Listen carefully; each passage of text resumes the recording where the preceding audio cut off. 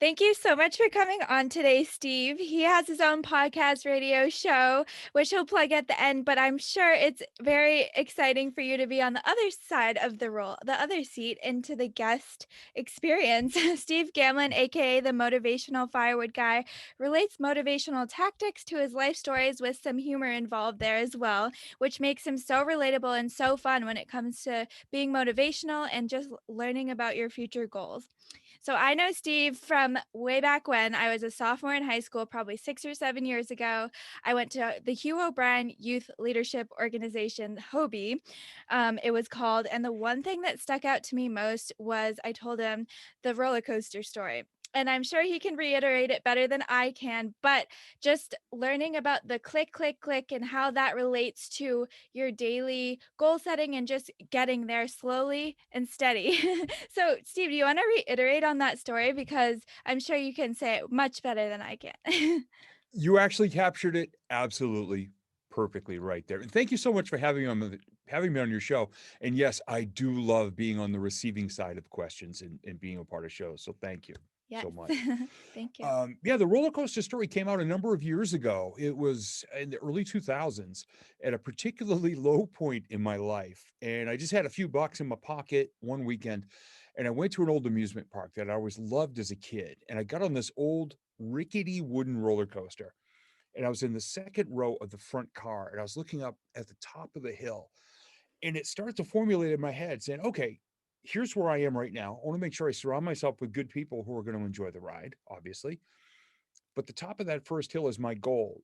Because once we get over that, the momentum will carry me the rest of the way. Mm. But you can't cheat your way up there. You can't skip steps. You have to click, click, click, click, click. And the morning after, I started to kind of take notes and remember it. And I thought, well, our goals are exactly the same way. Mm. Our goals are at the top of a hill. We want to climb, we want to improve our lives to get better, but we have to do every single step necessary, even if we don't know what they all are yet. We have to click, click, click. We can't cheat our way to our goals and be able to do them with any integrity, Mhm. but we have to do all the steps. We have to touch every base on the way up there. And just like the roller coaster, when you achieve your goal, I hope people actually celebrate themselves and scream their brains out, because when you get to the end of that ride of a roller coaster, if you really enjoyed it, what's the first thing you want to do? Go on again, Right. set a new goal and start clicking toward that. And if you keep repeating that pattern, you're going to get a lot higher and a lot farther than you probably believed you could when you first set that goal. Hmm. That's an amazing example right there of how goal setting and just working hard daily can really get you places. And I think for me, being such a big picture person, sometimes I stress myself out and I'm like, oh my gosh, I have all these things I want to achieve, but what am I doing today? And then taking it back to just the click, click, click really helps me ground myself. So I'm not having anxiety over why haven't and I reached this goal yet or this one. So yeah, it Yeah. really has helped me throughout my years of college and just high school in general, because those are not easy years, especially nowadays. Yeah. Yeah, Yeah. definitely. So, one thing that I always ask my guests is what defines your lifestyle? Humor, acts of kindness, and gratitude I are my love it. three biggest buzzwords these days, because especially with everything going on in the world right now, we need to laugh Yeah. and we need to really connect with other people. And I know that's another word that I love to use is connection, but humor, being a part of every day, making at least one person laugh, whether it's in person, which isn't as easy these days, acts of kindness, which is something that I've committed to do at least one every single day, even if it's just reaching out to a friend saying, I hope you have a great day. Mhm. And then gratitude. Every morning when I get up, I have my gratitude journal is underneath my laptop on my desk. And I get up every day. And before I fire up the laptop, I'll pull out the journal and I'll write the date, the words good stuff. And then I'll write one, two, three. And in less than a line each, I jot down my favorite moments from the previous day. And this is the rule I use.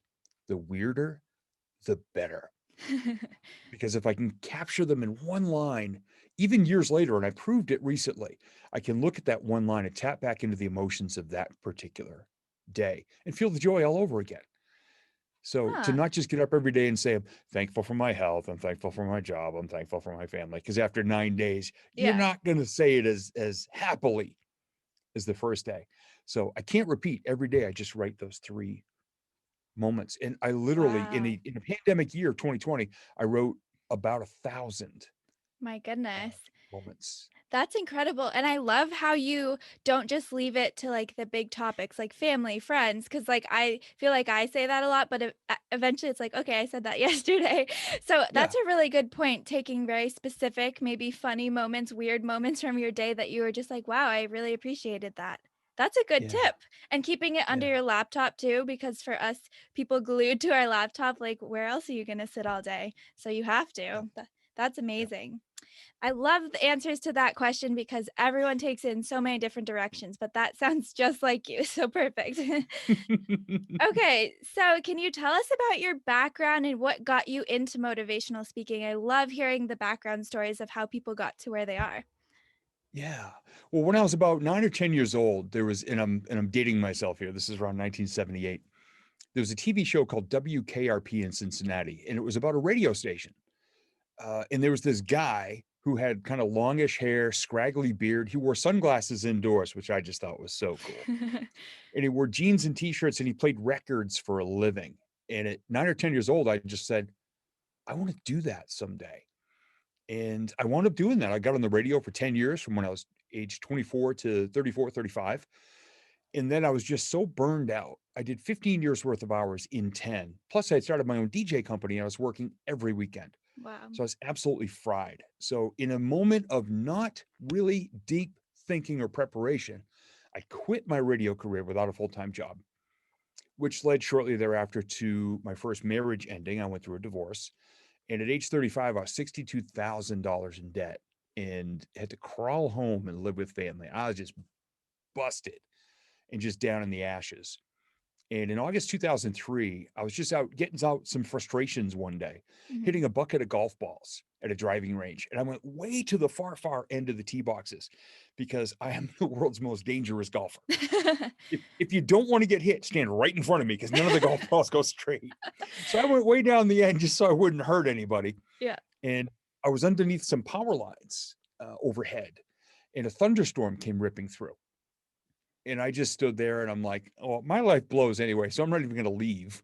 Ugh. And I actually took my club and I just looked up and I didn't, just being sarcastic, not mad. I said, go ahead, I dare you. Oh my Go ahead, gosh. barefoot in the wet grass under power lines. And everybody else but me ran from the storm. So I hit all of my golf balls and two other people's full buckets. And when I got to the end, I could hardly even lift my arms. It was almost an hour. When I got to my car, the sun came out and I just started laughing at how just ridiculous the whole thing was. And the next day, I had a weekly call with my then brand new life coach. And he's got his pen and paper and he goes, so how was your week? I said, I can hear you over there. Put your pen down and listen to this.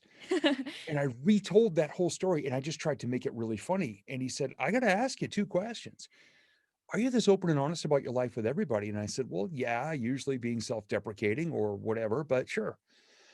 And then he asked, have you ever thought of being a motivational speaker or a stand up comedian?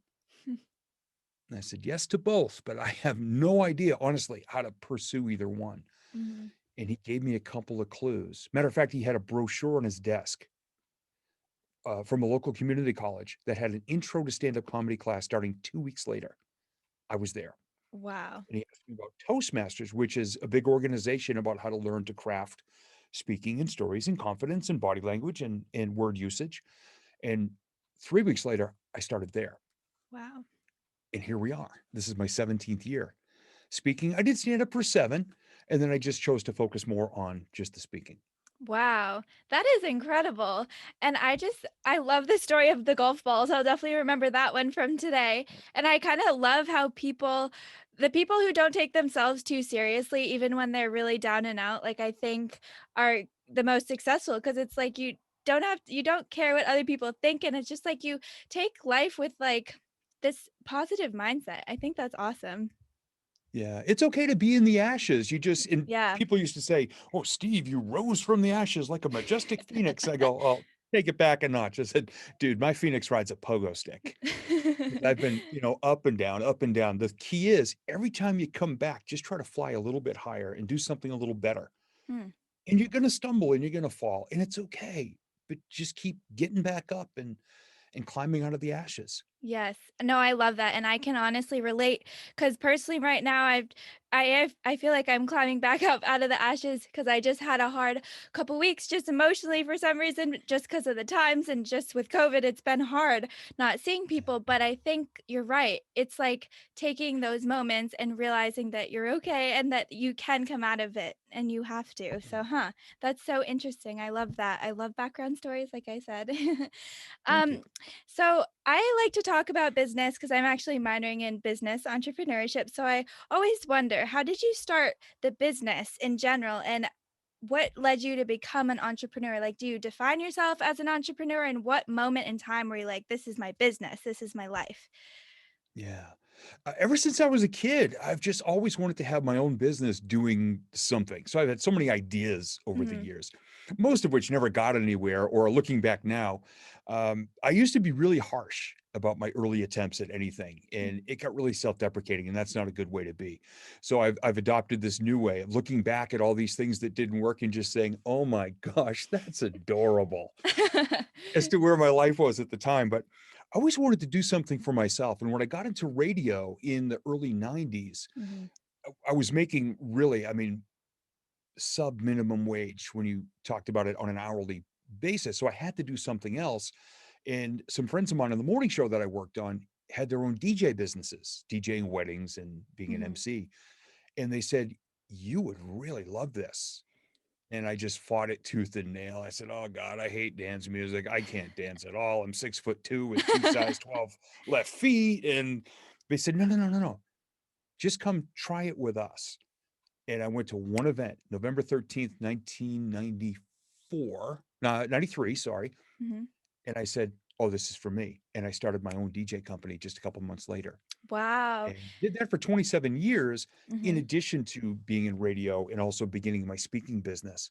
I've been 100% self-employed since about 2003. Wow, that's incredible. Cause I myself, like, kinda parallels right there. Cause it's like, I work for someone, but I've always had my own thing going on in the side, freelance design and whatever else people need basically when it comes to their lifestyle, but when I was super young as well, I had that show that I watch, HGTV, and I'm like, "I'm gonna be a designer, I'm gonna work for myself, I'm gonna do real estate." So I think that's incredible, but that you took it a step farther and actually achieve these goals is really cool. And I see the theme of always having that one contact person or mentor that really led you to your next step in your career. And I think that's so important because I'm all about mentorship too. Yeah, and I still have some of the most incredible mentors, and it I was just talking about this with, the lady who cuts my hair. We have amazing conversations.